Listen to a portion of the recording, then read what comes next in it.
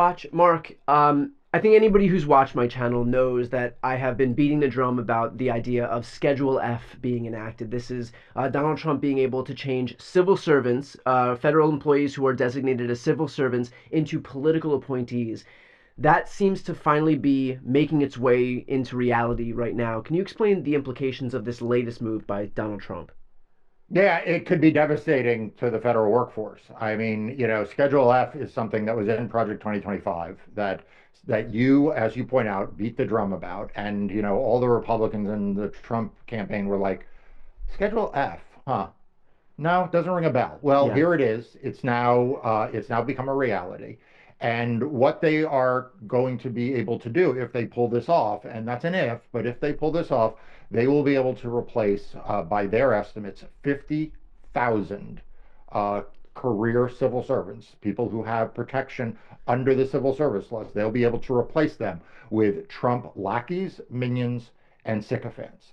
And these are at the top end of the civil service scale. So these are not, the assistant to big balls over a Doge. Right. These are people who Donald Trump wants to replace because, frankly, they're getting in his way. These are the people who are standing up to Doge. These are the people who, you periodically read about the guy who like wouldn't go along, right? These are the people who are standing up to Stephen Miller and Donald Trump and Pam Bondi and all of the terrible people in the administration. And in one fell swoop, they want to be able to fire them and then replace them. Okay, so let's just dig right into the what I feel is the most important part to discuss here, and that is the implications for our law enforcement agencies.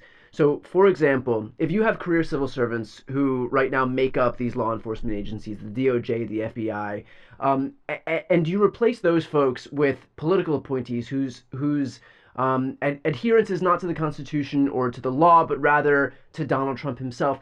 What can that mean come election time when they either have to investigate legitimate claims of voter suppression, for example, of these right wing militias, versus their willingness to embrace these bogus stories? Like, for example, in 2020, we heard God knows how many stories about fake ballots being cast, vote dumps being taking place in Milwaukee or Philadelphia or Detroit. Yeah, look, this is all very dangerous, and I wish I could tell you that it won't have implications until we get to that point in 2026. It's going to have implications from day one. I mean, the fact is you have this two-part pincer movement that's already taking place, which is you have Elon Musk emptying out the federal government, using the tactics that Doge has. This now will be an additional accelerant on top of that, Yeah. targeting people. So this is already a problem now. We are already watching as the priorities of the Department of Justice have shifted and have embraced election denialism. We already have an attorney general who's an election denier. We already have Harmeet Dillon in place in the head of the Civil Rights Division, which oversees voting, that has withdrawn, according to Democracy Docket, 7 cases that were aimed, as you say, at preventing voter suppression. They basically backed away from those, Yeah. and the bad stuff is now going to come. So what Schedule F does is layers on top of that. So I don't want people to think that like all is hunky dory now, and it will only have implications when we get close to elections. This is going to have an immediate bite, and Brian, this brings to another topic that you and I have discussed, which is everyone has focused right now on Elon Musk's effort to cut people from the federal government. This is clearly, though, Schedule F is part of an effort not to cut headcount, but to replace headcount, right? Right. Like we talked about the fact that they did away with the public integrity section almost in its entirety. This is the nonpartisan people who would prosecute crimes involving elections alike, and they've done away with the careerists there.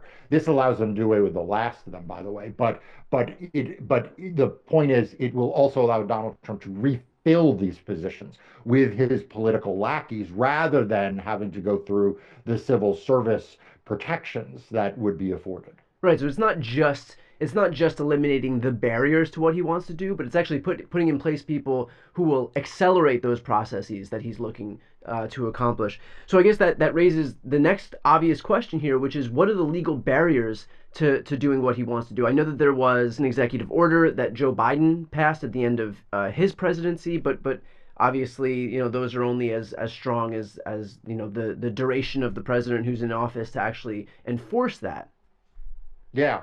So, I mean, one of the problems that we have right now is with anticipatory obeyance. People are obeying these executive orders even before they have teeth and even before they are ruled whether they are lawful or not. I mean, the fact is, the majority of the executive orders that is coming out of the White House and the other policy actions that we see from Doge and the like, they're being challenged in court, and the people challenging these executive orders are winning, right? But what's happening, Brian, is that people are obeying in advance. So what will happen, I fear, is they will say, here's Schedule F.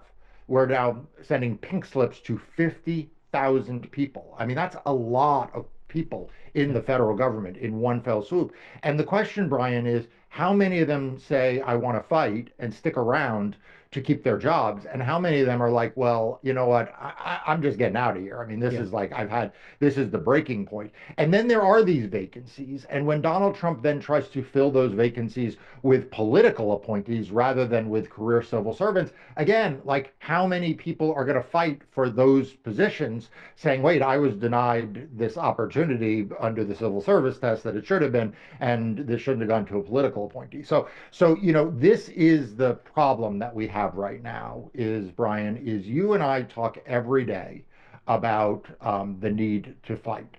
And you are fighting, and I am fighting, and there are a lot of people fighting. But there are also a lot of people who are just trying to live their daily lives in the government sector.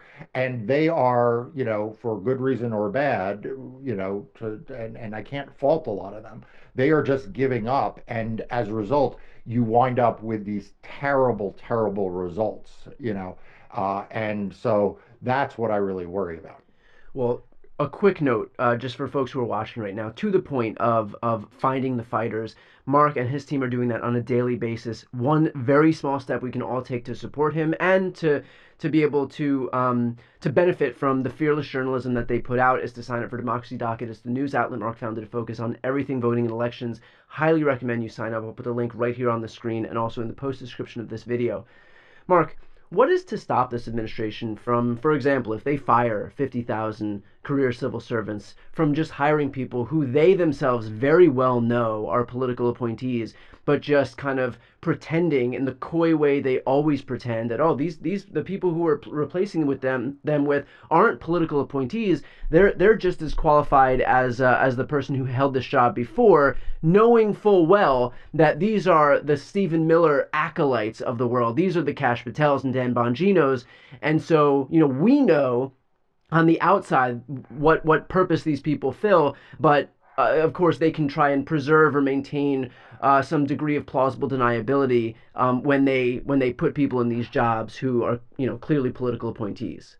Yeah, I think that's a really important and smart point that people should pay attention to because this is not going to be the last 50,000, right? Like this is the beginning of Right. Schedule F, and I always have to remind people we are only in the first months of the Trump administration. So, what Schedule F looks like today may not be what Schedule F or its successors look like down the road. And at some point, you're exactly right. Whether it's in this first 50,000 or the next 100th or the next 300 or the next 500,000, they will reach a point in which they are going to say, okay, Your Honor, you're right. These have to be nonpartisan positions. They have to be on the merit. But we've redefined what merit is. Right. Your Honor, can't tell us how we define what is meritorious, Right. and you can't micromanage every person hired. And so, that's going to be, I think, like a reality. And also, Brian, and we've talked about this in the context of, some of the executive orders targeting, for example, law firms, not only law firms, but law firms being an example, which is, if the president of the United States says, I only want a certain kind of person hired, and you are a career person trying to keep your job, and you are in charge of hiring, it's going to affect you when you look at two resumes or five Yeah. resumes or 10 resumes, right? Are you really looking to pick a fight with the president of the United States? Are you Right. looking to be outed on Truth Social or by Elon Musk's X? as some deep state operative, because it's not beyond the Stephen Millers of the world to do that, right? If the hiring doesn't go their way in the civil service process as it currently exists or as it's reformed, they will target the individual career civil servants who are doing the hiring. And so for a lot of them, it's going to have this effect, this drifting effect anyway. And that is how, autocrats win. That's how autocrats gain power. That's how autocrats stack the government with their loyalists. Some of it's through the blunt force of things like we're firing people. Some of it is through the soft power of trying to get people to resign, who just don't want to fight anymore. And then a lot of it is just by creating this momentum within the bureaucracy to please dear leader. Right. And so this is going to be a big struggle for democracy. This is going to be a big challenge for government on the merits, because Donald Trump doesn't want government on the merits. I think what you said is so important about how this is only the first 50,000, and we know full well because we've seen this pattern emerge from the Trump administration where okay they go after a couple of law firms and then that couple turns into 5, which turns into 10, which turns into 15, and so clearly the thing that you and I have spoken about quite a bit is the importance of pushing back right now, immediately, before we get to a point where Trump then feels emboldened because he recognizes how easy it is to own people in this space, how easy Yeah. it is to win in certain fights that he's picked. And that's why, by the way, and I know that we've beat this drum so many times, but it's worth reiterating here, that is why it is so dangerous for the Paul Weisses of the world, for the Jeff Bezoses and Mark Zuckerbergs, for the ABC Newses, everybody who opts to capitulate to Trump because they think it'll make their lives just a little bit easier, make the entire space more dangerous for everybody because their weakness basically shows Trump that there's blood in the water and that he has carte blanche to just barrel ahead and do this not just with law firms, not just with tech companies, not just with news outlets, not just with universities, but now we're seeing right here with the federal, the civil servant sector itself. And so can you speak about that issue in particular, this idea that yes, he's just targeting 50,000, and it doesn't feel like a lot of people when you have hundreds of thousands, if not millions of people who comprise the broader career civil servant sector in the federal government, but this idea that he's not going to stop with the first 50,000. Yeah, look, courage is contagious and cowardice is contagious. And we have seen courage be contagious. I mean, look at the lawyers who are in court fighting every single day. Yeah. That has been contagious. You've seen lawyers volunteer and become want to join organizations and law firms doing that work. But cowardice is contagious also. I mean, you mentioned, it wasn't just that one legacy media billionaire capitulated. Once one did, they all then followed suit and they all got into a bidding war. It Yeah. wasn't just when Paul Weiss capitulated. Sure, it was the first one, but then it set off a bidding war. Paul Weiss, for its capitulation, gave $40 million of free legal services to Donald Trump's causes. By the time we got to the last one that capitulated, that number is up to $125 million, Right. right? So cowardice is also contagious. And the risk here is that, you see the 50,000 who are replaced under Schedule F. You see the Doge purging and emptying of the government. And what that does is that just creates a snowballing effect that the next round of government employees think, well, what's the point of trying to fight? He's going to get me eventually. He's going to get me through one process or another. And so I might as well just leave. And I'm not going to say that those people are cowards like the law firms because they're not, but it is a contagion that spreads. And I'd add one more thing. The contagion also spreads in the tactics that he uses. I mean, a lot of the tactics that we saw in the first days, the legacy media and everybody were decrying. Where are they? Where's the outrage now? Yeah. Where is the outrage over Schedule F? We had a lot of, we saw the legacy media, cover when Doge was doing the so-called voluntary retirements. Remember that illegal scheme? Yeah. But where is, but you don't see this Schedule F thing, which was on the front page, by the way, of the pro democracy media. It's something you and I covered. Oh, I mean, how many times did you and Right. I cover the Countless. prospects of Schedule F? Yeah. But now that it's here, the legacy media is kind of like shrugging its shoulders, Right. largely around this. Another example is, AmeriCorps. This is a program that takes people who are recent graduates from college, typically, sends them out into communities of need domestically, and they essentially volunteer. I mean, it's like literally like a volunteering program. They get a very small stipend from the federal government, but they largely volunteer at the state and local level to help make America's, poorest communities and hardest hit communities safer. One of the things they get, Brian, for being in AmeriCorps is you get preference into hiring into the federal government after AmeriCorps is over. Yeah. So now they have disbanded AmeriCorps. It both deprives communities of what they need. It also deprives this pipeline into the federal government, which plays into this whole thing about replacing who's going into the federal government. But you don't see, those are dots you and I connect. Yeah. Those are not dots you're seeing connected in the legacy media. They're barely covering any of this. Right. Well, let's finish off with this question because I think this is probably the one worth asking most. But what do we do from here? What are the steps to stop this? What recourse do we have? Where will we expect this fight to be fought?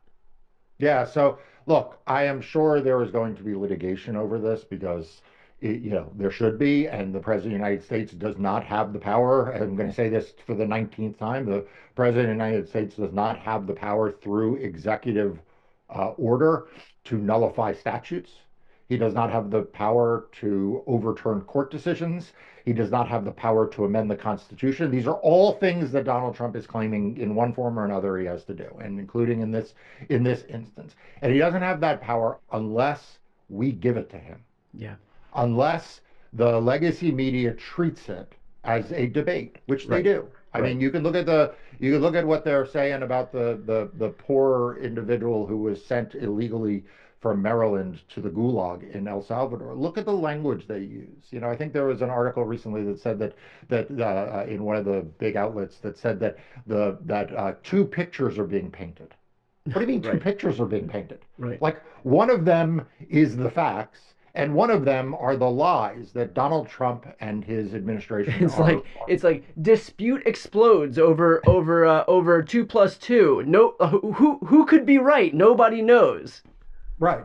And in the legal world, the question is how, are these big law firms, they are going to be tasked now to fulfill their hundreds of millions of dollars of obligations to Donald Trump. And what are they going to do? Are they going to continue to capitulate and collaborate, or are they going to find a backbone? Because, like I said, we're only a few months in this administration, and if we don't put up a stand now Yeah. against these kinds of things like Schedule F, then frankly, they're just going to multiply.